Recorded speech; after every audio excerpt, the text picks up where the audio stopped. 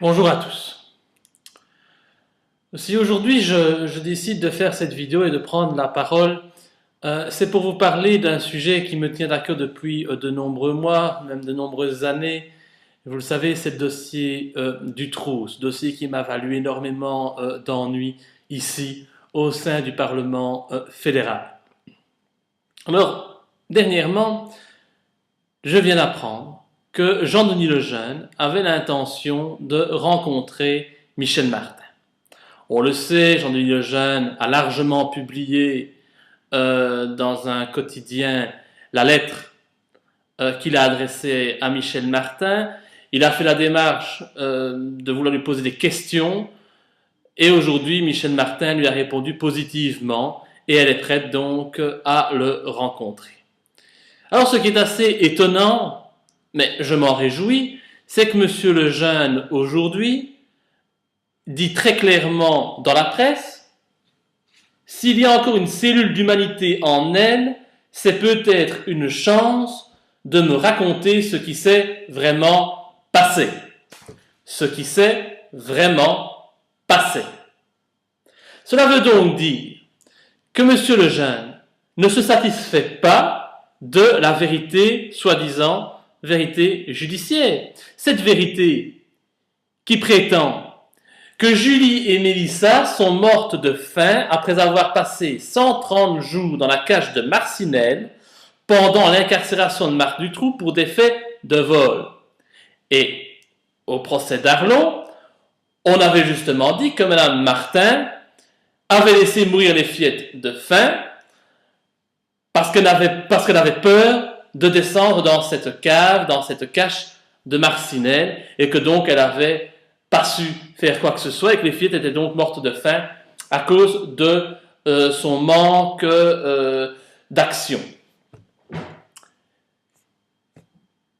Donc, de deux choses l'une. Soit M. Lejeune ne croit pas en la thèse de la justice, soit il la croit. Mais il faudrait un petit peu savoir, puisque moi je m'étonne simplement que M. Lejeune, envers lequel je n'ai aucun ressentiment. Je constate juste que M. Lejeune a porté plainte contre moi, qu'il s'est largement exprimé à mon encontre dans les médias. Il a eu des propos très agressifs. Entre parenthèses, je dirais simplement que la plainte que M. Lejeune a déposée contre moi et qui a été étudiée par le tribunal de Liège, la chambre du conseil de Liège plus précisément, a été jugée irrecevable. Et donc, les informations qui ont circulé dans la presse à l'initiative de ses avocats, sur laquelle le dossier de sa plainte à mon égard déposé à Liège était transféré à Bruxelles, où il y a, bien entendu, une instruction à ma charge qui a été diligentée par la ministre de la Justice et la ministre de l'Intérieur, eh bien, cette plainte n'a en aucune manière été transférée à Bruxelles, puisqu'elle était tout simplement irrecevable. M. Lejeune a d'ailleurs été condamné à payer les frais de justice. Soit, passons par rapport à cela, je comprends M. Lejeune soit bien entendu obligé d'être dans une logique particratique et qu'aujourd'hui, en tant que membre du CDH, il y a certaines actions qu'il est obligé de faire et certaines phrases qu'il ne peut pas prononcer. Mais quand M. Lejeune dit qu'il veut absolument savoir ce qui s'est passé, là, ça m'interpelle bien évidemment. Je me dis, mais pourquoi M. Lejeune n'est-il pas à mes côtés? Pourquoi M. Lejeune n'a-t-il pas envie de soutenir le seul parlementaire qui au sein de ce Parlement fédéral essaye de faire sortir le dossier Dutroux de son tombeau pour qu'on en reparle et surtout pour qu'on aboutisse à la vérité. Parce que moi, je veux bien que M. Lejeune est du CDH, mais je n'ai jamais entendu le moindre parlementaire du CDH revendiquer la réouverture du dossier bis Dutroux, comme moi je le fais. Alors, tout simplement, je dirais à M. Lejeune, s'il n'est pas uniquement dans une logique médiatique, je lui dirais de revenir à de meilleurs sentiments et, pourquoi pas, de me soutenir clairement dans mon combat, ce combat sincère pour la vérité dans le dossier Dutroux.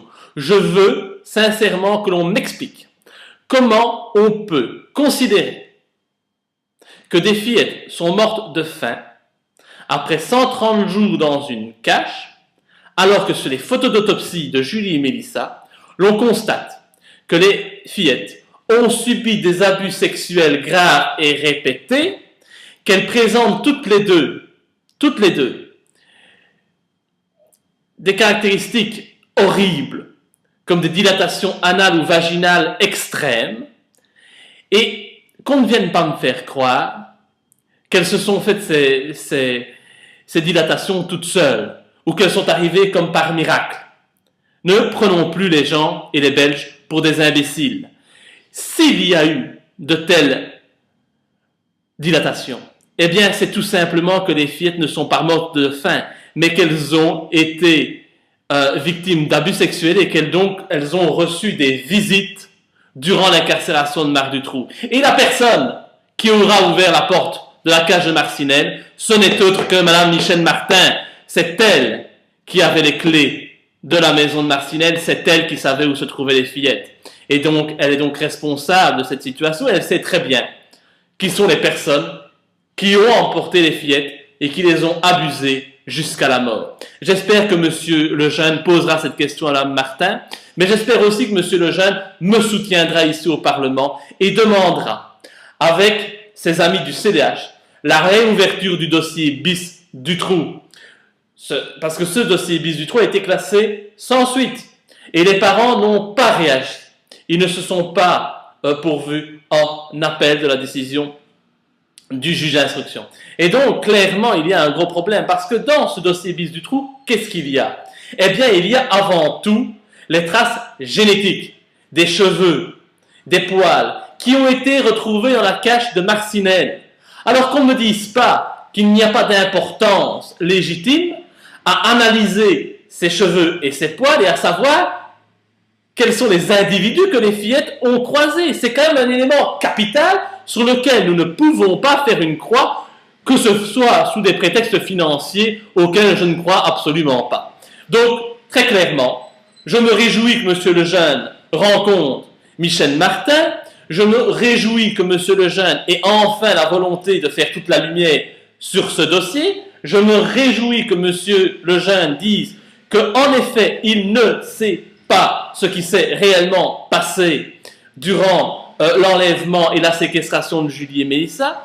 Et donc, je me réjouis de voir que M. Lejeune, tout comme moi, pense que la vérité judiciaire, celle qu'on a voulu faire gober aux Belges, n'est pas la vérité réelle. Et donc, nous nous battrons tous pour que cette vérité éclate, quitte à ce qu'elle éclabousse les plus hautes autorités de notre pays. Sur ce, je lance une dernière fois appel à M. Lejeune pour qu'il cesse toute velléité à mon égard et qu'il comprenne que mes actes ne sont pas portés contre lui. J'ai énormément de respect pour les parents, pour les familles des victimes. Et ma seule volonté, c'est que la vérité éclate. Parce que pour moi, il n'y a pas pire réalité, pire cauchemar que de voir que des enfants jeunes sont morts, violés, torturés, et que les auteurs de ces actes odieux sont toujours en liberté et coulent des jours paisibles dans les beaux quartiers de notre pays. Je vous remercie pour votre attention.